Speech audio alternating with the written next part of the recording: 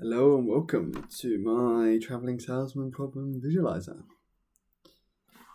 In this video, we shall be going through all the objectives from my analysis and showing if they pass or fail the test that I have set up. Test 1.1.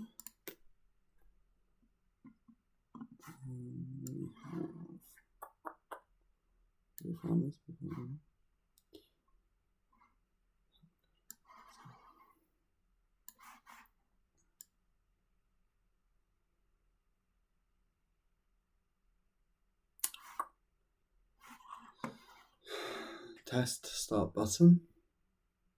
The expected result is that the algorithm here, so nearest neighbor, should be drawn on the graph.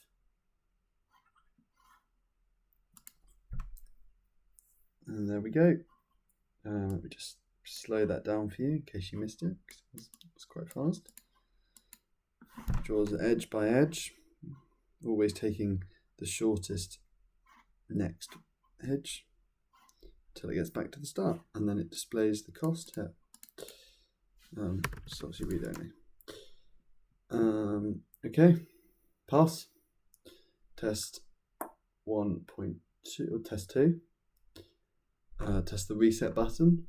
So any routes drawn on here, even if you have multiple routes, doesn't matter. Any routes should be cleared, and any cost in here should be removed. There we go. Pass.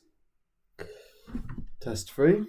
The drop down box is clicked. So when we click this box here where it says to opt inversion, a list of algorithms should be able to be selected. So we have nearest neighbor, convex hull, to opt inversion, brute force, iterative. As you can see, we can select them, and when we select different algorithms, you can see it does different algorithms, which will draw slightly different routes. And they all work in slightly different ways. It's cool. Yeah, and it's just beautiful. Right. Test 4. We must have a label for the cost of the route. Okay, so we have our cost here, 3,053, and our label is here, total cost next to it. Oh, bless me. And that lets the user know that this is the cost of the final route. That's a pass. Test 5. We should have a text box that displays the cost of the route. Well, we do right here, and it does, 3,053. That's a pass. Okay, now we're going to test the new graph button. The new graph button should clear the current graph along with any routes that have been drawn on here, and it should clear any cost in here, and then it should create a new graph of the selected number of vertices. And there we go. We're going to test that if we put a large number on the slider, do we get a big graph? There we go, lots of vertices. If we put a small number, we get a small graph, not many vertices. Pass and pass for 7 and 8 and 6. Okay, now we're going to check that when a route is drawn, it's drawn edge by edge, and these edges are drawn in red. Here we go. There we go. It's drawn edge by edge, and the edges are drawn in red. Pass.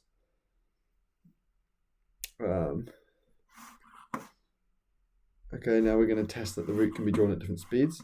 So if we put a small number on the slider, like here, then it should be drawn really fast. There we go.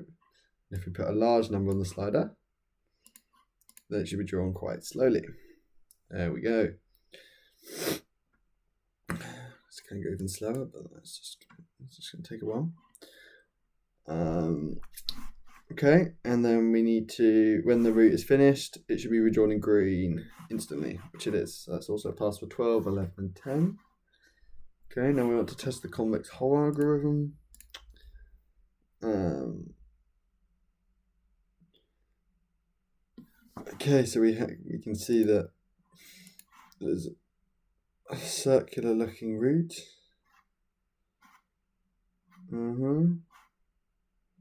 It clearly has had some sort of circular shape, and then we joined up.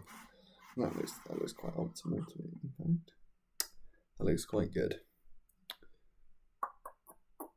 That's a pass of 13, 14. Run the nearest NEA algorithm. I can certainly do that. Here we go. It's clearly always taking the shortest edge. Try that on a different graph. It always goes to the shortest edge that's not in the sort, takes the shortest edge to a new vertex, basically. That's a pass. Then we're going to run chopped inversion and see if that can make any changes to this graph.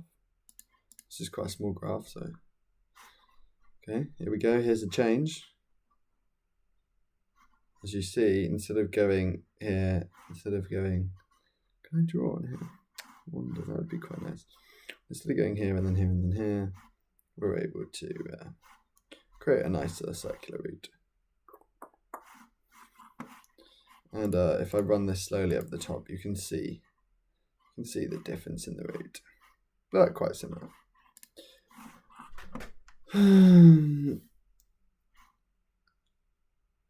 Actually, now they want us to run the convex hull.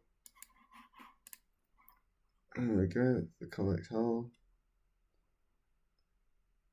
Right, I can do it slower if you actually want to see it. But we don't. There's the convex hull, and then they want us to run two-opt inversion. And we're just showing here that two-opt inversion takes in the previous used route. So before we used nearest neighbor and then two-opt inversion. So two-opt inversion improved the nearest neighbor route, whereas now we've used convex hull. Now when we use two-opt inversion, it has this similar structure, but it's just improved it slightly. I can do that slower. That was actually a bit fast. Okay, we have to run the convex hull first, and then again, if you want to see the change, I can run convex hull over the top to see how it goes just slightly better. Nice. Okay, now we're going to run two-opt inversion.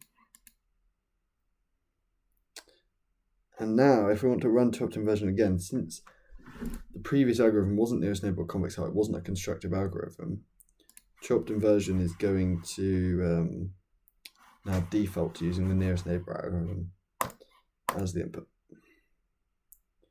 which it does there. That is very similar to the nearest neighbor algorithm, but just slightly changed. Now we're going to run the brute force, but we want a small graph of size 10 or left. This has a size of 7. This is really quite a small graph.